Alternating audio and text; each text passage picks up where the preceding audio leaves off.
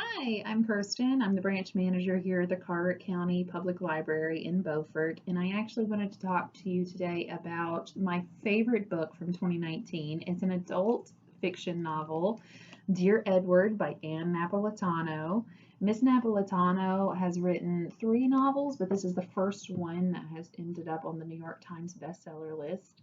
She is an English professor and an associate editor for One Story Literary Magazine. She was talking at an ALA luncheon in 2019 about what she tells her fiction students, and she tells them to focus on their obsessions. And this book actually started as an obsession for her. She was obsessed with a story from 2010 about a plane that crashed in Libya, and there was a survivor from that crash, a 9-year-old boy named Reuben, who was ejected from the plane and landed a mile away. He had a punctured lung and a broken leg, but that was it. His aunt and uncle came from Holland and took him back and raised him, and they kept him shielded from the paparazzi as best as they could. And from that, this book, Dear Edward, was born. So this book follows the story of a 12-year-old boy named Edward who gets on a plane with his mom, dad, and older brother, and they're flying from New York to LA. They're actually moving to LA, and the plane crashes somewhere in Colorado. Edward is the only survivor out of 192 passengers. He ended up being ejected and landed a mile away, had a punctured lung and a broken leg, but that was it. And they determined it was because of where his seat was on the plane was the only thing that saved him.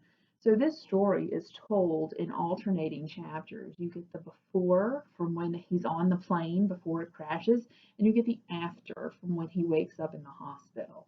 In the before, you get to know the other passengers on the plane. You get to see them through Edward's eyes, but you also get to see them through their own eyes and get to know their backstory. There's a girl who finds out she's pregnant, a soldier returning from Afghanistan, and so many others that you get to know. And then in the after, when he wakes up in the hospital, you get to see him go through that struggle of getting better physically, but also emotionally and mentally. His aunt and uncle come from New Jersey and take him back to New Jersey to raise him. And when he gets there, he meets the next door neighbor, Shay, who's also a 12-year-old, and Shay's mother. And Shay ends up being an anchor for him. She ends up being very important to his character and his character arc.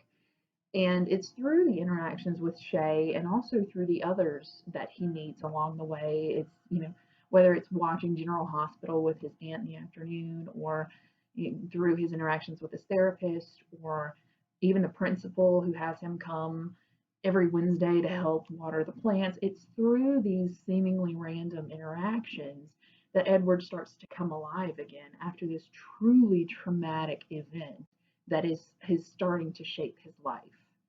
And this story is just beautifully written. The characters draw you in, and she really gets into the psyche of what it must be like to be the only survivor. Not only are you a 12-year-old, but you're the only survivor out of 192 people, and how hard that struggle would be to come back to some semblance of yourself.